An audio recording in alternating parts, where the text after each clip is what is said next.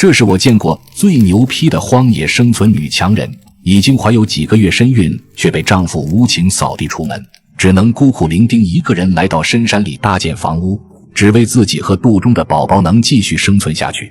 今天也是她被丈夫趕出家門的第13天了。天刚蒙蒙亮，阿平就早早的起床幹活了。她看了看门前的空地，覺得這裡應該合理利用一下。只見阿平直接點燃了這片草地，隨後火苗呼呼地燒起來。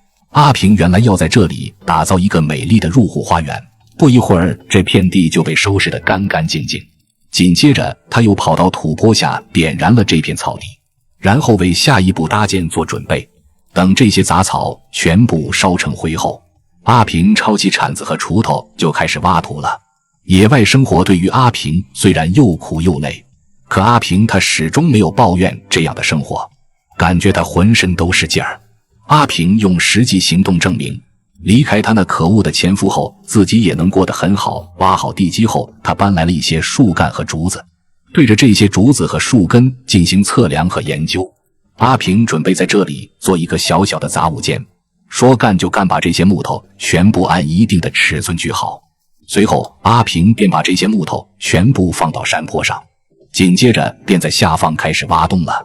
這些洞挖好之後，阿平又找了幾根結實的木棍，把這些木棍放进去當作柱子，然後再放一根木頭當作房子的橫梁，接着再鋪上砍好的樹幹和竹子。看到這兒，估計大家都在納悶他這是要幹啥。原來阿平打算把山泉水引到這裡做成洗漱台，這樣阿平就能合理的利用這些構造進行排水。不得不說，這想法也太絕了。不過全木頭的台面真擔心他踩上去會不會不穩啊。剛鋪完木頭，阿平沒有選擇休息，背上柴刀和箩筐又朝着山裡出發了。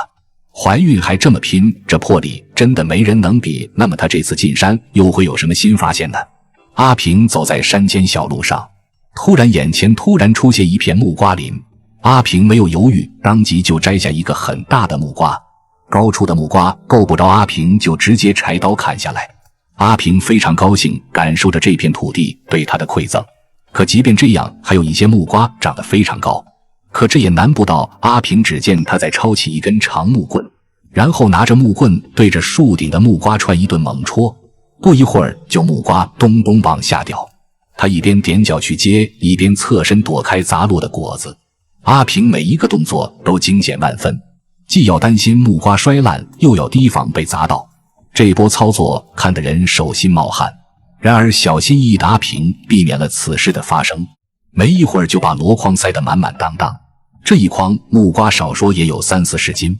阿平咬着牙把箩筐搬到稍微高一點的地方，他彎下腰冒足了勁兒，隨後硬生生把沉甸甸的木瓜背了起來，肚子被壓得往前頂，走路都感覺有些不穩，這讓旁邊的山羊都看呆了，直勾勾地盯着阿平，仿佛在說這人類也太猛了吧。阿平背着木瓜走了好幾里山路，最後他終於来到街邊開始擺攤。阿平滿懷期待地把這些木瓜擺了出來，靜靜等待着客戶的上門。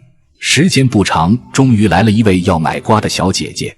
眼瞅着小姐姐路過，他立刻熱情上前推銷：這是我在山裡現摘的木瓜，純天然没打藥，孕婦吃着都安心。小姐姐看了后覺得這些瓜賣相不錯，隨後就當場買了2個。拿到錢的阿平心裡別提多高興了，這讓阿平覺得付出總會有收穫。騎摩托的大哥也是非常的給力，看見木瓜表皮綠油油的成色特別好，大手一揮就向阿平買了幾個。而對面一直觀望的姑娘見木瓜快賣完了，趕緊就過來打包了好幾個。阿平接過錢，臉上笑開了花，感覺之前的辛苦瞬間都值了。到了這時，阿平就剩下2個木瓜了。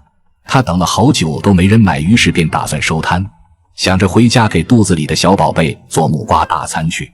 從山裡摘果再到街頭叫賣，這位懷孕媽媽把荒野求生的日子過得風生水起。阿平用實力證明女人的韌性和堅強可以超乎想象。他前腳剛賣完木瓜，後腳就直奔商店。原來他早和老板訂好了一捆水管，要知道這每一分錢都是他摘木瓜擺攤攢下來的血汗錢。阿平要實現一件大事，把山泉水引進庇護所。跟老板交代好後，就扛着沉甸甸的水管往山裡走。這山路又陡又長，那畫面看着就讓人揪心。阿平咬着牙背着沉重的水管向前走去，可他愣是没喊一声累。好在没走多遠，阿平終於來到了山泉水的出口。他把水管一頭綁在結實的植物上，隨後便拖着這些長長的水管往家方向走去，邊走還邊把水管往路邊挪，生怕绊到過路的人。等走到之前搭好的閣樓時，水管長度竟然分毫不差。阿平計算的也太準確了吧！他回去的时候還不忘把這個水管重新擺放一下，直到阿平回到了凸泉水口，然後就解開了水管。只見阿平在泉眼處挖了個小水坑，然後把水管穩穩放進去，再蓋上石頭壓實。為了讓水更乾淨，他還特意等了一會兒才回去。當阿平回到房屋後，看着清涼的山泉水順着管道哗哗流進庇護所，阿平捧起水洗臉的那一刻，隔着屏幕都感受到了那份暢快。從此他在山裡也有了免費又天然的自來水，這生存智慧真的讓人很是敬佩。